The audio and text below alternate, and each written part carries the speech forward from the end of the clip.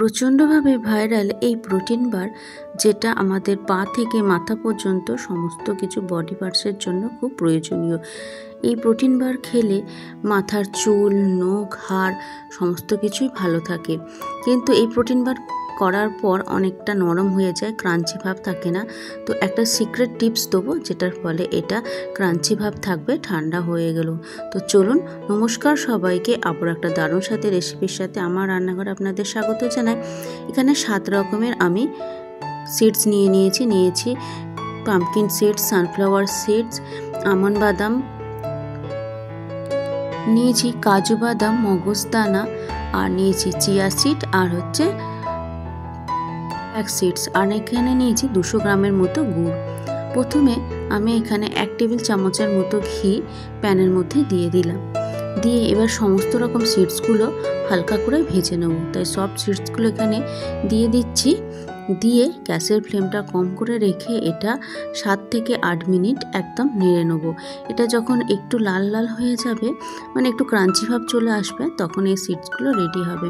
তো গ্যাসের ফ্লেমটা কম করে রেখে এই সমস্ত সিডসগুলোকে আমি নেড়ে নিচ্ছি।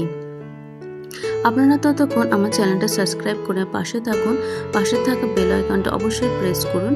আর যখন কোনো নতুন ভিডিও আপলোড করব আমি, আপনাদের কাছে যাতে নোটিফিকেশান চলে যায়। এর সাথে আমি দিয়ে দিচ্ছি কিছুটা পরিমাণে, আমি এখানে দিয়ে দিলাম সাদা তিল। আর সমস্ত সিডসগুলো আমি 200 গ্রামের মতো করে নিয়েছি। সব কিছু একই আন্দাজে নিয়েছি, আপনারা কম বেশি করে নিতে পারেন। তো এগুলো মোটামুটি ভাজা হয়ে গেছে। এবার যে গুড়টা নিয়েছিলাম সেই গুড়টা আমি এখানে দিয়ে দেবো। এখানে 200 গ্রামের মতো আমি গুড় নিয়েছি বলেছি। এবার এই গুড়টাকে আমি মেল্ট করব। গুড়টা একটু শক্ত, তাই বাটির একটা পেছন দিয়ে এটাকে একটু ভেঙে নেব, নিয়ে এটাকে মেল্ট করব। এতে একদম খুব কম পরিমাণে আমি জল দিয়েছি, ওই হাফ কাপের মতো জল দিয়েছি। তো গুড়টাকে প্রথমে আমি ভালো করে বাটির পেছন দিয়ে ভেঙে গুঁড়িয়ে নিচ্ছি, যাতে এটা খুব তাড়াতাড়ি মেল্ট হয়ে যায়, মানে গলে যায়।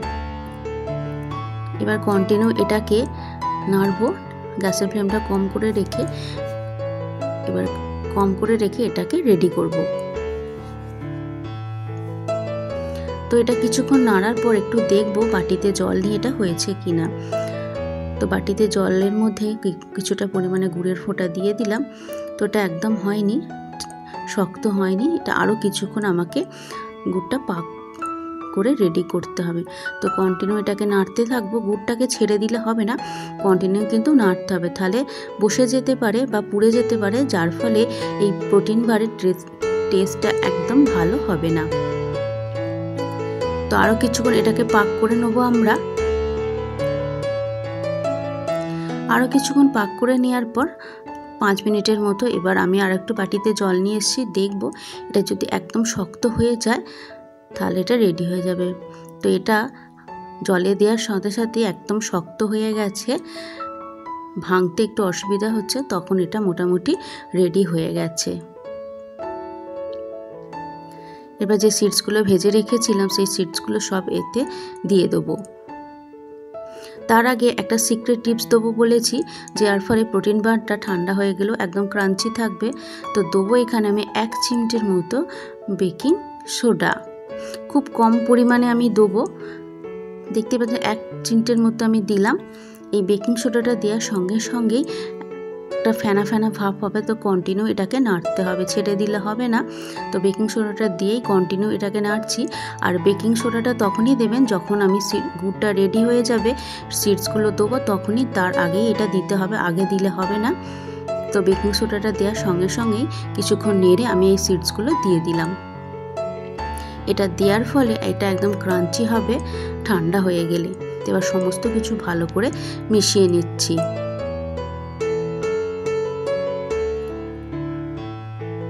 সমস্ত কিছু ভালো করে মেশানো হয়ে গেছে।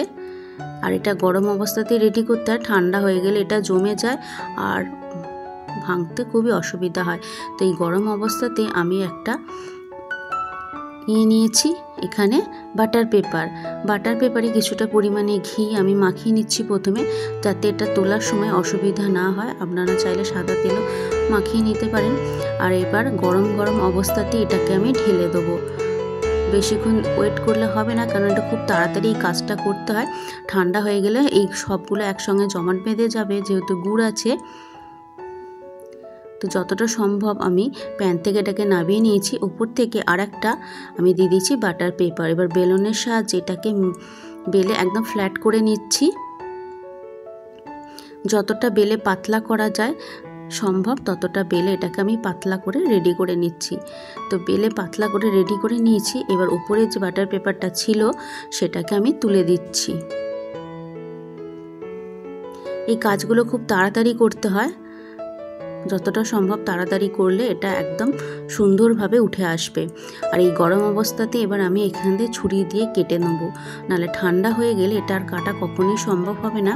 তাই ছুরির সাহায্যে আমি এটাকে কেটে মোটামুটি একটা শেপ দিয়ে দিচ্ছি। আমি স্কোয়ার শেপে দিচ্ছি, আপনারা চাইলে অন্য যে কোনো শেপে দিয়ে এটাকে রেডি করে নিতে পারেন। তো এটাকে ছুরি দিয়ে কেটে মোটামুটি একটা শেপ দিয়ে দিচ্ছি, যাতে তোলার সময় এটা অসুবিধা না হয়।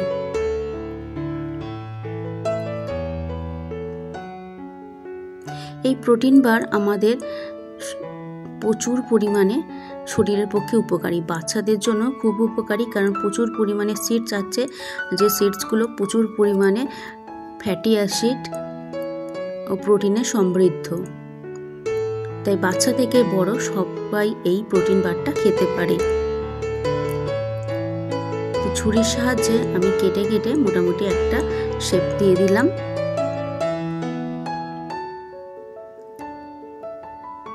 এটা একটু শক্ত, হাতের সাহায্যে প্রেস করে করে আমি ছুরির দিয়ে একটা শেপ দিয়ে দিচ্ছি।